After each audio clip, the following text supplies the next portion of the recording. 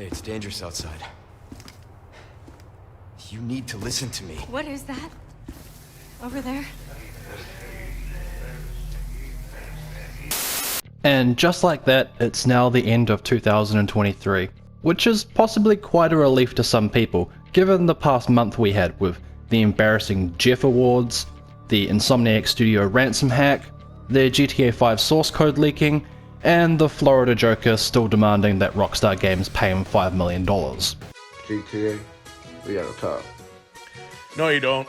You don't need to talk to them. They're not going to talk to you. They've had people like you trying to sue them for decades. They are lawyered up, man. They know exactly what they can and cannot get away with. So with the end of what has been a pretty big year for gaming in terms of game releases and unfortunate controversies, I wanted to make my own Games of the Year list, just like I did for 2022, as it gives me a chance to gush about some titles that I didn't get a chance to devote entire videos to. And just like last year's list, not every game in this video is a 2023 release, since I'm constantly catching up on games and discovering new ones thanks to things like PlayStation Plus Deluxe. Just like last time, I have a couple of honourable mentions before I get into my top 10, and I have to say that narrowing down all of these games in this video into an order that I was happy with wasn't an easy task, and it's quite likely the order will change as I'm editing this video. You've intrigued me. Very well, lead the way. Cultic is another one of the many boomer shooter styled first person shooters that have become increasingly popular over the last few years, with games like Dusk, Medieval and Ion Fury that replicate and pay homage to the great FPS games of the 90s. With the release of its first episode in 2022, Cultic has been described by many as something of a spiritual successor to Monolith's 1997 cult hit Blood. And while yes, I can definitely see some similarities between the two, like throwing dynamite at enemies, Cultic shares a lot more of its DNA with Resident Evil 4. Blood's level design and overall tone was a tribute to multiple different horror films, whereas Cultic's level design is largely based around rural, mountainous locations and dilapidated settlements, not at all dissimilar to Resident Evil 4's locales, and there's a heavy sense of isolation to the tone, just like Resident Evil 4. Got that right. Not to mention, one of the first mini-boss encounters in the game is against a chainsaw-wielding bullet sponge. It's a fun and engaging shooter that shows off an incredible amount of promise with this being the first episode, and this is another impressive solo-developed project, much like Dusk. My only gripe is that some of the levels can feel a bit too long, like the first level alone can take you upwards of about half an hour to get through. But other than that, I'm looking forward to seeing where Cultic goes. Monsters took over the world, and you got stuck taking care of an 8-year-old girl. You were a handful, but I didn't get stuck with anything. The Walking Dead: The Final Season is a game that's been sitting in my backlog for a really long time. That original game back in 2012 is a heart-wrenching story that I'll never forget, and I definitely felt apprehensive about the idea of having to say goodbye to the character of Clementine, who I had watched grow from a scared little girl in her treehouse into the fierce young woman we see her as in this last game. I won't go into any real spoiler specifics here in case you also haven't played it yet too, but I will say that while some of the game's attempts to pull at my emotions didn't quite work, ultimately they gave Clementine a pretty satisfying conclusion to her story. And I'm glad that Robert Kirkman was able to save that development team when Telltale Games went under so that they could properly finish her story. You are certainly welcome to flee this fight, but no man or woman of Garmin would ever run from battle. I, Laxia von Roswell, shall enter the fray. Ys 8, Lacrimosa of Dana is a title that I stumbled upon in the PlayStation Plus catalogue, which I found myself sinking a fair amount of time into over the year. The best way to describe it is that Ys 8 feels like a PlayStation 2 game, but in a very endearing way. It's like a combination of something like Dark Chronicles' colourful aesthetic and item crafting systems, with the hack and slash Metroidvania design of something like Castlevania Curse of Darkness. It tells a rather low-stakes tale of a group of characters shipwrecked on a massive island, which I think works well in tandem with its Metroidvania-style world design, as you journey back and forth across the island fighting monsters and unlocking new traversal abilities to reach new areas. The combat is very fast and fluid, keeping the game's pacing moving along nicely. Combined with an absolutely kick-ass soundtrack, Ys 8 is a very fun and charming action RPG. Oh, and it has fishing too. I knew this was going to be a bad idea, but in the continued absence of any good ones, I decided to go with it.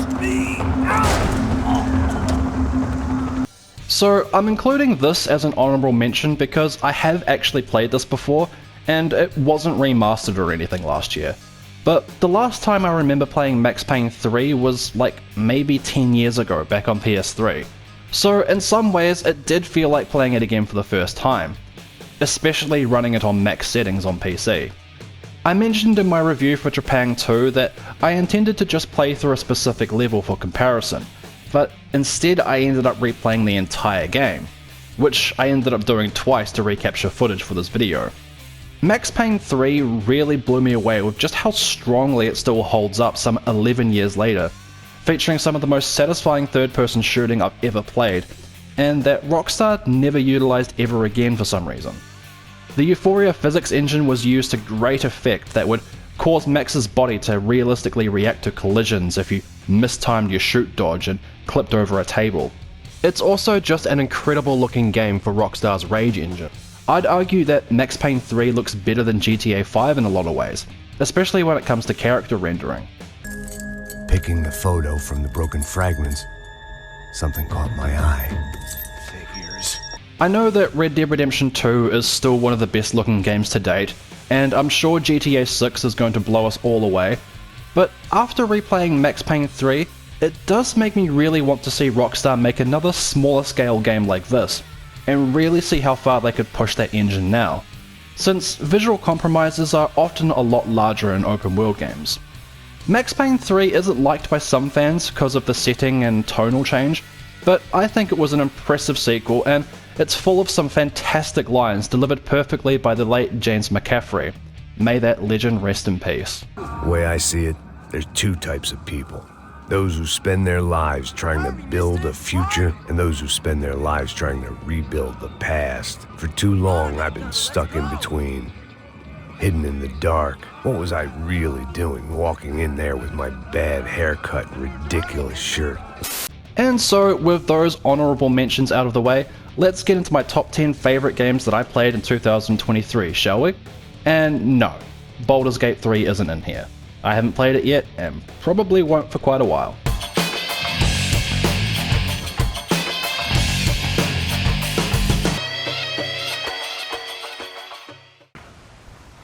My whole life, all I ever did was fight. Then give up, Dutch. But I can't give up, neither. I can't fight my own nature. That's a paradox, John. You see? Then I have to shoot you. When I'm gone, they'll just find another monster. Yeah, I know Rockstar did the absolute bare minimum when it came to this re-release of Red Dead Redemption, but that doesn't change the fact that I still absolutely adored being able to finally replay through this classic game on a modern console. It would have been cool if they had in fact remade the game within the same framework of Red Dead Redemption 2, similar to The Last of Us Part 1, but I also get why they didn't, because the amount of time and resources that would have taken to pull off would have been massive. Some people seem to think that it would have been easy because part of the first game's map was remade in Red Dead 2, but that's really not the case at all. And given the vastly negative reactions to the GTA Definitive Editions, I think ultimately this port was the safest option. And honestly, I think for the most part, Red Dead Redemption still holds up pretty well. Aside from some stiff-feeling controls in a few places, it remains a fantastic open world to explore, with a really great story that every gamer should experience at least once. Shoot me! Oh, I will, you foul creature of the night. You'd be granting me peace. Why's that? Keep you from eating more babies? Plus, it also comes with the fantastic Undead Nightmare expansion pack, which is unironically one of the best zombie games ever made, with so many hilarious moments that I would definitely recommend checking it out if you never got the chance to play it back in the day.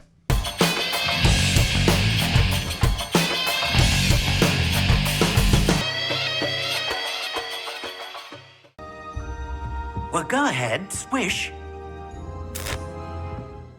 How odd. Once more, come on, really swish it. Oh dear. So this game was a bit of a surprise to me because outside of the somewhat ridiculous controversy surrounding it, I had no real intention to play Hogwarts Legacy, I think mainly because of just how disinterested I'd become in the Harry Potter franchise post the Deathly Hallows Part 2. The last Fantastic Beasts film was an utter bore, and Ezra Miller was in it. Wait, he's Batman? Wait, he's Batman? So I really wasn't interested in a new game, and had the lowest of expectations when a friend of mine somehow managed to convince me to buy the PC version. I think because I was counting on refunding it in the first 2 hours. But colour me surprised if I didn't thoroughly enjoy most of my experience with Hogwarts Legacy. It was nice to play through a PC port in 2023 that was actually pretty well optimised, and even though I wasn't quite playing it on the highest graphics settings, it ran smooth enough and looked utterly breathtaking at times with the way the world of Hogwarts was faithfully recreated for you to explore in this game. It all mimics the films pretty close to perfectly, and much of the joy of playing through Hogwarts Legacy is that childhood joy of exploring these familiar locations in such a high level of accuracy and visual fidelity. Especially if you're someone like me who grew up with the PS1 games. I mean, wow, what a difference 20 odd years can make. It's pretty easy to get lost figuratively and literally when exploring through Hogwarts, so much so that I leveled my character above the story quest recommendations fairly quickly. The combat was also a great deal of fun too, and surprisingly not too hard to get your head around considering the number of spells you're given access to. Basically, you can flick through a number of custom spell reels on the fly with all your spells outside of the basic attack requiring cooldowns. And then you can also make use of nearby items in combat to hurl at enemies as projectiles, which is always funny. Shame nobody saw that. I was also genuinely shocked too at just how much customization there was for your player character, with multiple different outfits to unlock, as well as customizable wands and various different hairstyles. The main thing that lets Hogwarts Legacy down, and why ultimately it's so low on my list, is that if you've played a number of open world games in the last 15 years, particularly the Ubisoft style model, you're going to see a lot of the same trappings in this game that feel a bit overdone, like enemy outposts that you have to take out, spongy enemies, the multiple collectibles, and the same kind of puzzles repeated over and over across the almost too large open world this game offers. But nonetheless, I had a pretty good time with Hogwarts Legacy, and I feel that the objective quality of its gameplay systems in the end is secondary to the childhood joy of experiencing the world of Harry Potter in such a grand way. Maybe I'll do a revisit of the PS1 games at some stage.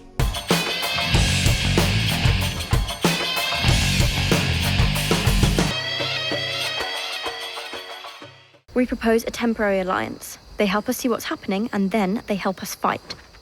What, now? I thought you might want to argue me to death about it. Dead Cells was my first real introduction into the roguelike genre, with the primary reason for me playing it for the first time being the big Castlevania DLC that was released for it. And after getting over the difficulty hurdle associated with this particular genre, I found myself completely engrossed by Dead Cells early in 2023. I did an entire video covering my experience with the game and the Castlevania DLC, so if you want my full thoughts, you can go check out that video.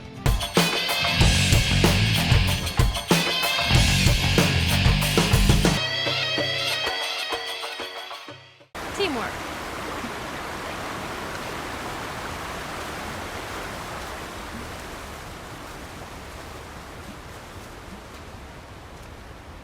Really? Just gonna leave me hanging? Alright, let's see how it is. Just like 5. Do you say 5 seconds?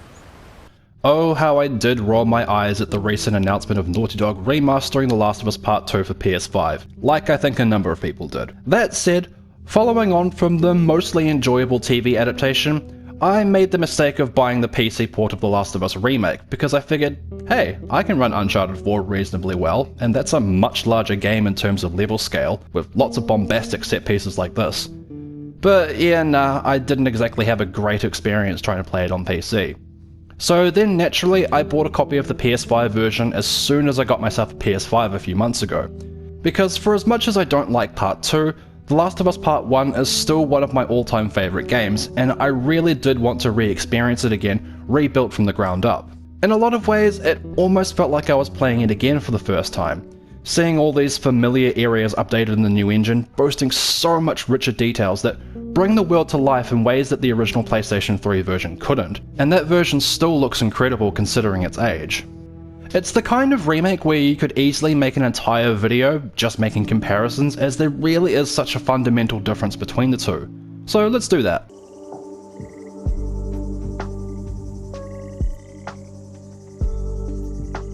Alright. I don't think they saw us.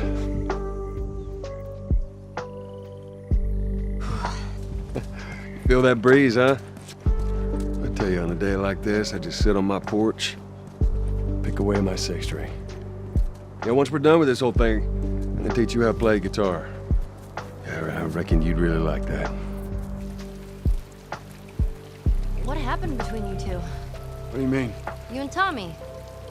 You're not together, so clearly something went down. We just had a bit of a disagreement, that's all. Ah, here we go. Have you found the light yet? Oh, har har.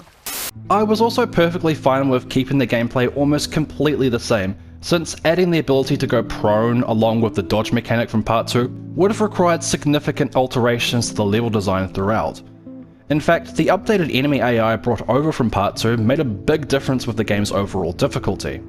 Okay, yes, I was playing it on Survivor, the second highest difficulty, but normally whenever I replayed Part 1 on PS4, I would just breeze my way through it since I played it so many times. But no, not this time. I was actually being constantly outmaneuvered and legitimately caught off guard so many times by the updated AI, which is a good thing. There was just a lot of things about the remake that I appreciated, like the switch to real-time cutscenes really made everything flow much nicer without the harsh cuts to black between cutscenes, and seeing characters much more naturally flow out of the scene and back into gameplay, as well as being able to play with the different character skins now felt worthwhile since they appear in the cutscenes now. Repeat it. What you say goes. One thing that stood out most aside from the stellar new visuals was that it seemed to me that they had fixed quite a number of dialogue triggers scattered throughout the campaign, as I heard a number of dialogues I'd never heard before, which I'm sure were in the original but for whatever reason had their triggers bugged. Are you serious? 20-year-old platforms exclusive. Jesus. What could possibly go wrong? What was this place used for? They call it processing. It's where they picked out who'd go in and who'd stay out. Sometimes only half the family would be allowed to go through. What would happen then? What do you think?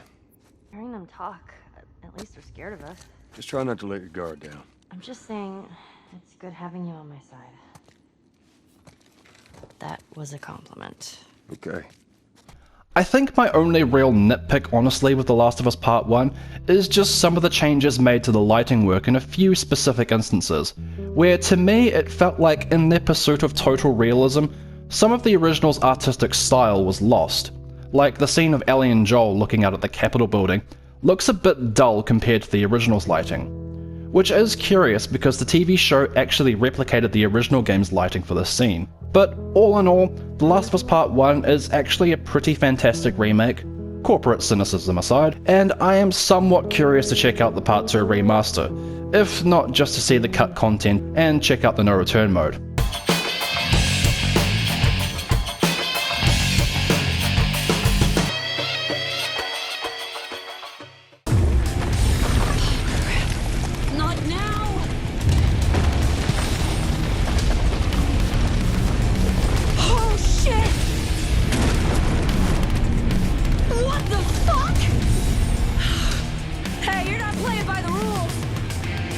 Dead Island 2 was another game that was a bit of a surprise to me, again because it was another case where I had essentially zero hype for it prior to its release, because the game had been in development hell for so damn long and that often doesn't bode well.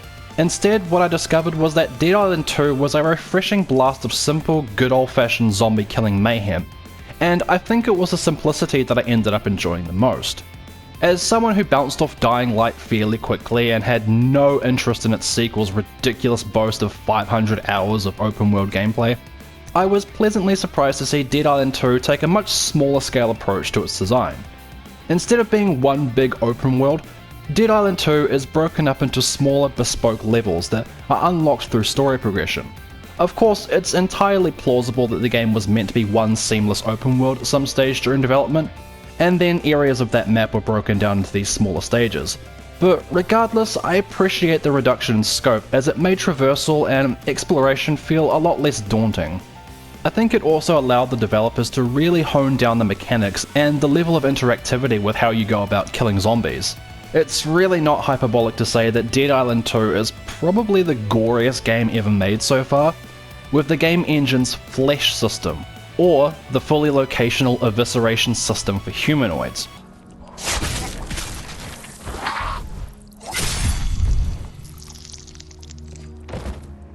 Hot diggity dog! Smash a zombie in the head with a golf club and expect to see its jaw completely dislocate, or repeatedly strike with a machete and watch as the clothing and skin disintegrates. It's all delightfully gruesome and a massive step up from the impressive zombie gore seen in Resident Evil 2 Remake. I don't think I can show you some of the more brutal ways you can dismember zombies, but it's very impressive. Though, for as much fun as the game is in single player, playing it in co-op with a couple of mates is how I'd recommend playing through Dead Island 2. Running around butchering and drop-kicking zombies off balconies is so much more fun with friends, and it was some of the best co-op action I experienced all year.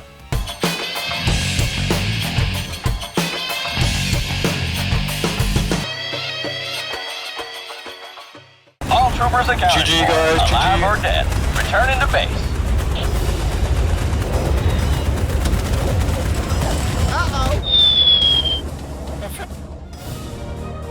Part of me really does want to put Starship Troopers Extermination a lot higher on this list, as some of the most fun I had in gaming in 2023 was spent with this game in co-op with my buddy. But due to the fact that it's still in early access at this point and there isn't a huge amount of content available if you aren't a massive Starship Troopers fan, I'm putting it here somewhere in the middle. Come on, you apes! You wanna live forever! That said, this is an incredibly fun horde shooter that recreates the look and feel of the movies really well, and is the kind of game that this franchise has been begging for, honestly. The new additions like gameplay mutators and a horde mode have kept me coming back all throughout the year. The last update, however, was a bit disappointing since the brand new map is really poorly optimized and the textures will just straight up refuse to load correctly unless the texture settings are on max, which, you know, kinda sucks for people with mid-range PCs. I would still highly recommend Extermination regardless though, if you're a fan of the films or if you just enjoy horde shooters, which you should.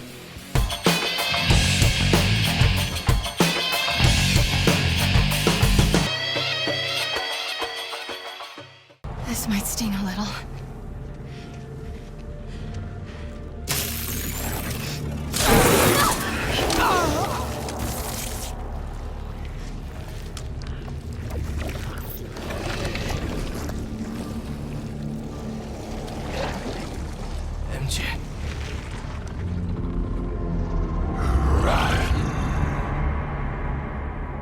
Now, this is a game that I thought for sure would end up being my game of the year, since I absolutely adored the first Insomniac Spider-Man game on PS4. It's a game that I find myself replaying fairly often. The PS4 version specifically, not the remaster. And it's not as if I didn't enjoy my time with Spider-Man 2, it tells another wonderfully unique and compelling Spider-Man story, with some utterly fantastic set pieces, and it feels great to play with the updated traversal mechanics like the wing gliding. The game is also an impressive technical showcase for the PS5 too, with a fully ray-traced world, and the near total lack of load times was incredible, particularly when you unlocked the ability to fast travel and it being damn near instantaneous. It was always going to be a tall order to try and top what was such a fantastic original game, but with the more distance I put between playing Spider-Man 2, I can't help but shake the feelings of disappointment, and the fact I haven't felt compelled to replay it yet I think says something. Excuse me, I don't know about you, but there's nothing worse than getting dry eyes when you're swinging from building to building. But at TLOU's, we've got 3 styles of eye drops and a 2-for-1 deal. One for you and one for that super someone. Goggles, 99 cents. Goggles, 99 cents. Here, they're super uncomfortable. A lot of my disappointment with Spider-Man 2 ultimately comes down to the story in a few key areas. like with how I felt that Miles was kind of irrelevant to the main plot for a good chunk of it, and instead relegated him to side quests that weren't bad in any sense, but feel like they would have complemented a solo game from 2020 much better, rather than this much higher stakes plot with Kraven the Hunter invading the city and the looming threat of Venom's eventual arrival. And it was a bit disappointing that the majority of the game's story was devoted to the Kraven stuff, when I think everyone was really more hyped for Venom, who only ends up being in about 1/5 of the campaign. Though that one sequence where you actually get to play as Venom was a definite highlight of the game for sure. Show him what he's missing. And yeah, I'm gonna say it, I still don't like Peter's new face. I thought that surely over the course of the game I would eventually get used to it, but every time Pete took off his mask my reaction was like, "Who are you?" I still don't buy the excuse given that the change was to better reflect Yuri Lowenthal's facial capture either. You're telling me that Insomniac worked on the first game for like 5 years with that particular Peter Parker model, happily shipped it, and then suddenly decided, actually no, we don't like this Peter, let's fundamentally change everything about how he looks. You just threw it away! It was also weird how the updates to Mary Jane wound up simultaneously making her look a lot more like her face model, Stephanie Tyler, and at the same time nothing like her at all depending on the angles and the lighting. Also, can we not stalk celebrities anymore in 2024? Or is it just too much to ask some of you to be fucking normal? Do you know what my sin is? Justice. I just love it so much, so freaking much. As I said, a lot of the updated gameplay mechanics incorporated into Spider-Man 2 were a lot of fun, but there was also some recycled design philosophy from the first game that just felt a bit more like busy work here in the sequel. Like in the first game, one of the collectibles scattered throughout the city were Pete's old backpacks, and each backpack would contain a little lore item like a shattered eye goggle from his first fight with Vulture, or a photo of him atop the Empire State Building to get over his fear of heights, or the menu from his first date with MJ. Just fun little tidbits of lore that helped deepen the world building of this particular version of Spider-Man, and this was a great incentive to want to collect them all. Spider-Man 2 on the other hand just has these spider drones that are themed on particular Spider-Man characters or suits, which doesn't do anything to help deepen the world building, and as such just made them feel like a chore to collect in order to get that platinum trophy. But even in spite of me sounding so negative about the game, for the most part I actually did have a blast with Spider-Man 2. There was always a sense of joy swinging across the city in your favourite Spidey outfit, with mine being the amazing Spider-Man 2 suit, and I'm always in awe at the absolutely incredible animation work on display as Spidey performs physics-defying acrobatics. There are a lot of really good and memorable moments throughout the story, with a lot of the symbiote spider stuff being a real highlight, and Yuri Lowenthal gave an amazing performance as the symbiote began to heighten Pete's aggression and started turning him into a monster. In fact, this is probably one of the scariest depictions of the symbiote story we've had, being a cool hybrid of the original comics where it was an alien, and the ultimate version where it was a suit designed to cure illnesses. I do have to ask though, at what point in this universe did the Avengers actually step in to help? Because I would think that Venom completely taking over the city and turning civilians into symbiotes would qualify as an Avengers level threat. Hey Spider-Man! Hey, I know this is weird, but could you do me a favor and web me up? Hear me out. I'm just wanting to test my strength. Nothing weird. If I can boost out of that, I just know I'm looking for a little boost confidence. Do you have like a lesser web? Do you have like an intermediate or beginner web? Something in a strand that does it burn? If it dries, does it burn? I have like an allergy to alcohol and latex. Is there any alcohol or latex in it? Nonetheless, Insomniac Spider-Man 2 is ultimately still a pretty good game that I would say is a must-play for Spider-Man fans, but I totally get why it didn't win any awards at the Game Awards. Not that the Game Awards should even matter all that much, honestly.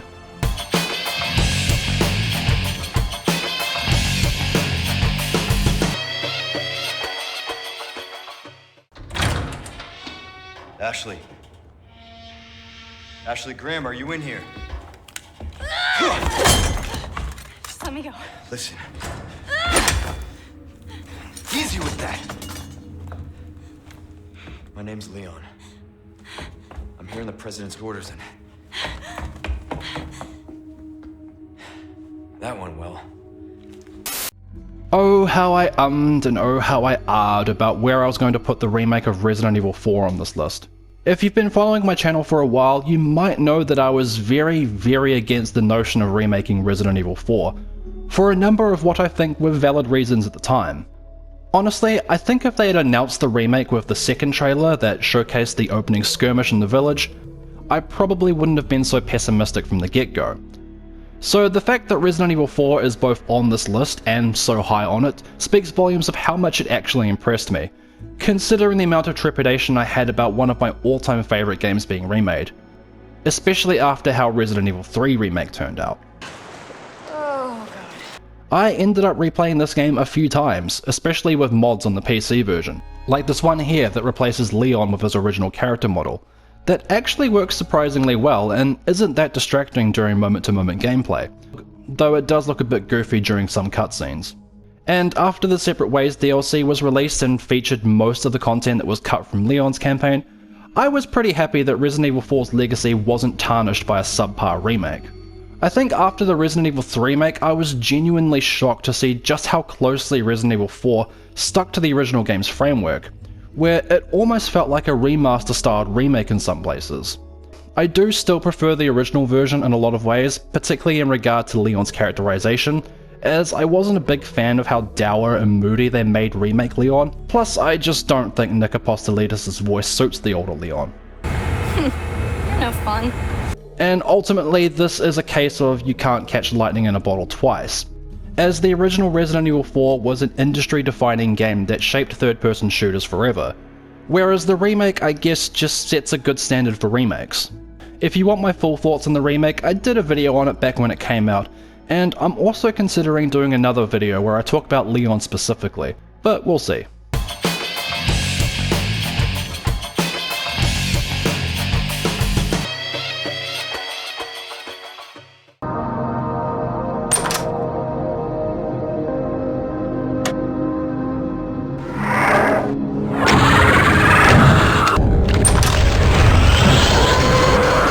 Is it fair for me to include a Doom mod in my top 10 games of the year? Well, I'm including it because myhouse.wad was one of the most unique, engrossing, and scary experiences I had in 2023. A lot of what makes My House so fascinating is all of the ways in which it transcends out of just being a mod for Doom and into its own thing. It starts out simple enough, with the download page claiming it was a map found on an old floppy disk belonging to a recently deceased friend. And you start playing and sure enough, it's a straightforward looking recreation of a house in the 30-year-old Doom engine.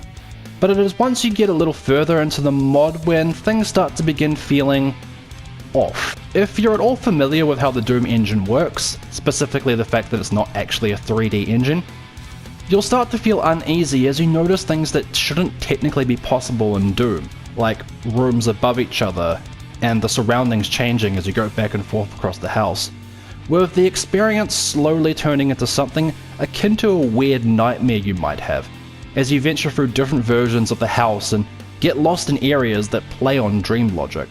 As someone who has a little bit of experience in map building for Doom, all I can say for certain is that My House is making fairly liberal use of silent teleporters in a number of places, but that's about it as far as my knowledge goes of how it's pulling off all of its tricks. I had planned to do a whole video covering this mod, but so much of what makes this mod fascinating and terrifying is actually knowing as little as you can about it. So I will not spoil any more than I already have here, and will just say, if you're a fan of horror, or a fan of Doom, or ideally a fan of both, you need to check out myhouse.wad.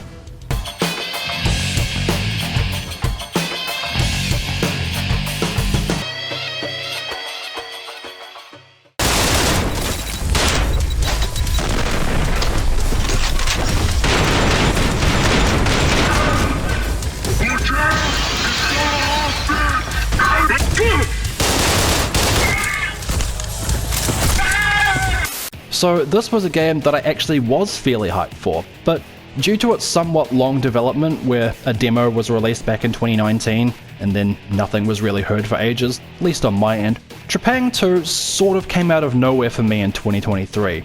But when I saw it was released, it was one of the fastest purchases that I made all year, and I was not disappointed, at least for the most part. The game did suffer a little from what I call shitty boss syndrome, but in almost every other way, Trepang 2 was one of the most mechanically and viscerally satisfying shooters I've played in a long time. It might not be as technically innovative as something like Doom Eternal was, but honestly, the gameplay loop of Doom Eternal requires you to get in such a very specific mindset that for me makes it harder to just casually go back to every now and then. Trepang 2, for all intents and purposes, is a spiritual successor to one of the best first-person shooters ever made, that being Monolith's 2005 masterpiece, Fear. The way they managed to recreate Fear's John Woo-style action with the slow motion and the over-the-top visual effects work as bullets tear through the environment, lighting up rooms in a shower of sparks and creating massive clouds of dust that filled the scene, was always so impressive.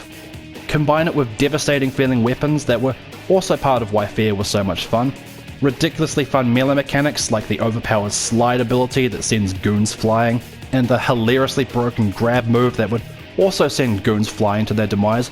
It was an extremely addictive and satisfying gameplay loop. If you've never played the original Fear, well, shame on you. Go and play it, because it's still an incredible game nearly 20 years later. If you have played Fear and felt that the sequels didn't quite live up to the same caliber of the first game, you owe it to yourself to pick up Trepang 2, as these developers have done an incredible job replicating and updating that fantastic combat that made Fear so good. And it's the game that I had the most fun with in 2023. I think Resident Evil 4 may have been my number one had it not been for Trepang 2, so take that for what you will, I guess.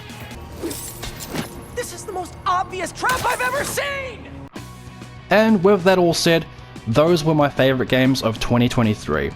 A lot of big games came out in 2023, quite a few of which I haven't had a chance to play yet, like the Dead Space remake, Baldur's Gate 3, and Alan Wake 2, largely because I didn't get a PS5 until late in the year, and just didn't have the time or money to get around to playing them. Do let me know in the comments what your favourite games of the year were, and if there were any titles you think flew under my radar that I should check out. Thank you all so much for all the support over the last year. I was finally able to get my channel partnered with YouTube, to which I'm ever so grateful to all of you subscribing and listening to me ramble on about video games. My next video I think is going to be covering The Last of Us Part 2 Remastered, because I am curious to check out the new content included like the no return roguelite mode, and the cut levels look kind of interesting. Anyway, until next time, stay safe out there everyone. Thank you all for a pretty good 2023. Yes, even all you commenters that got angry at me for liking Castlevania Nocturne, and I'll see you all in the next video. Thank you.